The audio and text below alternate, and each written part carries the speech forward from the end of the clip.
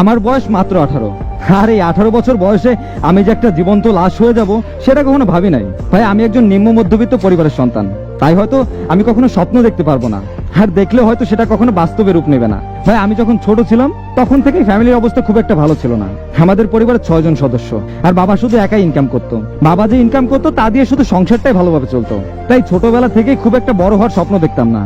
মাধ্যমিকটা শেষ করে কোন একটা ব্যবসা করব। আমাদের গল্পটা শুরু হয় স্কুল জীবনে। তখন আমি ছোটই ছিলাম, ক্লাস 7-এ পড়ি। আমাদের বাড়িও ছিল একই গ্রামে। বয়সটা আবেগের ছিল, আর সেই আবেগ থেকেই ভালো লাগা। তারপর প্রপোজ করার 1 মাস পর ও রাজি হয়ে যায়। বিশ্বাস করেন ভাই, ও যেদিন রাজি হয় সেই দিন ওকে আমি প্রথমে একটা কথা বলছিলাম, তোমার জীবনে আমি ছাড়াও আরো অনেকে আসতে চাইবে, তারা হয়তো আমার থেকে সব দিক দিয়ে পারফেক্ট হবে। সেই দিন তুমি আমাকে ছেড়ে তাদের জীবনে যাবে না তো? ও সেদিন আমাকে কসম করে বলছিল কখনোই আমাকে ছেড়ে যাবে না। আর এই কথাটা শুনে কেন জানি একটা বিশ্বাসের আশ্বাস পেয়েছিলাম। ক্লাস 9-এ উঠে আমাদের ফোনে কথা বলা শুরু হয়। সবসময় কথা হতো। এমনও রাত যেত সারা রাত ঘুমাইতাম না দুজন। ক্লাসে গেলেই দুজনের ঘুম পাইতো। এভাবে চলতে চলতে কখন যে ওকে এতটা ভালোবেসে ফেলছি নিজেও জানি না। আমাকে সবসময় বড় হওয়ার স্বপ্ন দেখাইতো। বলতো তুমি একটা ভার্সিটিতে চান্স পেলে আমার ফ্যামিলি তোমাকে মেনে নিবে। তুমি পড়াশোনা করো, তোমার পরিস্থিতি যেমনই হোক আমি সবসময় তোমার পাশে থাকবো। আমি ওকে অনেক বিশ্বাস করতাম। তাই দিন দিন স্বপ্নগুলো বড় হতে থাকে। নিম্ন মধ্যবিত্ত পরিবারের ছেলে হয় ওকে খুব বেশি কিছু দিতে পারতাম না। টিফিনের টাকা না খেয়ে ওকে SMS কিনে দিতাম।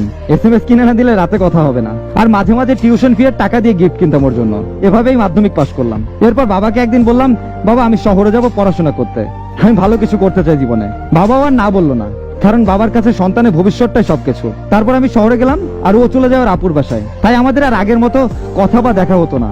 এভাবে চলতেছিল সবকিছু। আমিও পড়াশোনা শুরু করলাম, কিন্তু হঠাৎ ফ্যামিলিতে প্রবলেম শুরু হয়। বাবার একটা ব্যবসায় অনেক টাকা লস হয়। তারপর থেকে বাবা আমাকে বেশি টাকা পাঠাতে পারতো না, তবুও পড়াশোনা ছাড়ি নাই। এভাবেই বেশ কিছুদিন যাওয়ার পর আমাকে ফোন দিয়ে হঠাৎ বলতেছিল, আমি তোমাকে বিয়ে করতে পারবো না, আমার ফ্যামিলি তোমাকে কোনোদিনও মেনে নেবে না। আমি তখন অবাক হয়ে জিজ্ঞেস করলাম, কেন মেনে নেবে না? আমি তো ভালো কিছু করার চেষ্টা করতেছি, ভালো জায়গায় গেলে নিশ্চয়ই মেনে নেবে। অনেক বুঝালাম, কিন্তু বুঝতেছিলই না। ওর নাকি ব্রেকআপই দরকার।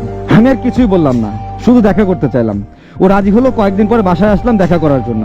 বাসায় আসার সময় রাস্তায় দেখি বাবা ভ্যান চালাচ্ছে। কিছুক্ষণ অবাক হয়ে তাকায় থাকলাম, আর ভাবতেছিলাম এটা কিভাবে সম্ভব। তাড়াহুড়ো করে বাসায় এসে মাকে জিজ্ঞেস করলাম, মা বাবা রাস্তায় ভ্যান চালাচ্ছে কেন?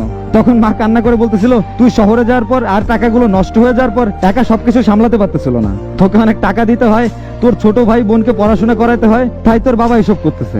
এসব শোনার পরে নিজেকে কেন যেন স্বার্থপরের অপরাধী মনে হইতেছিল। আজ আমার জন্য নিজের সম্মানটুকু সমাজ